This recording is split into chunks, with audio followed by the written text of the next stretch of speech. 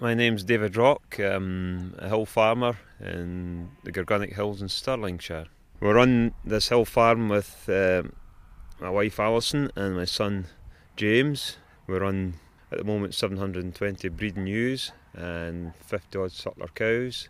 300 of the ewes are kept pure to the black-faced tup and about 400 are crossed with the blue-faced Leicester. There's 1100 acres of hill ground which is north facing, which is quite a big problem because the majority of the hill, the sun doesn't shine on it for about 3 months of the year and it's quite sore on the sheep.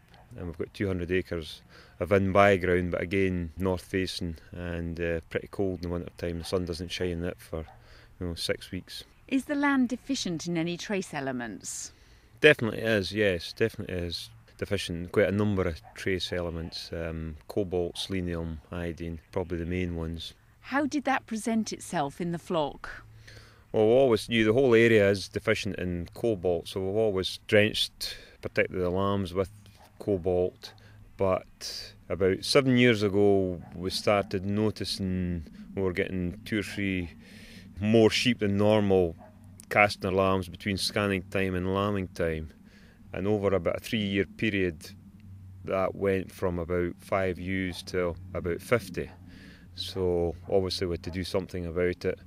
We've got an accredited flock, so we had to get all the aborted matter tested at the lab, and none of the main abortions were prevalent in the flock, so we had to do a wee bit of homework and try and find out what was causing these abortions. We narrowed it down to iodine deficiency. We found out that Animex had an iodine selenium bolus, so we did all the ewes that year at tupping time with the iodine selenium bolus, and the following year we only had 2 ewes cast their lambs between scanning time and lambing time. That's 4 years we've been using it now. The most we've ever had is about 5 ewes. Yeah, it's made a huge difference.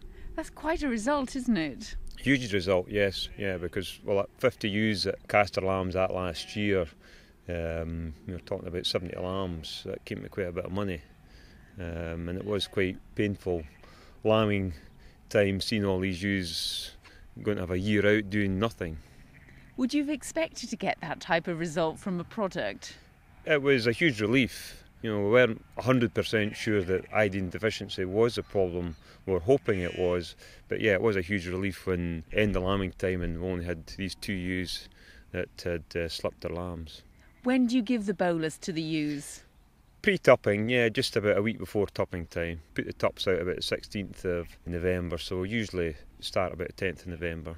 Do you find the boluses easy to administer? Yeah, it is quite simple because we give them the iodine and selenium bolus plus a cobalt bolus and a copper bolus, and the 3 of them all go in the one gun.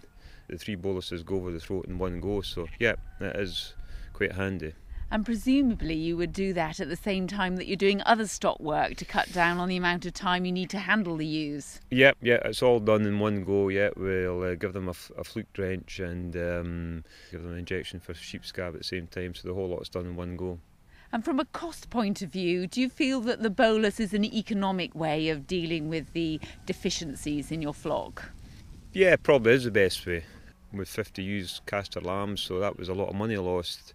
So the price of the bolus more than covers the loss of lambs.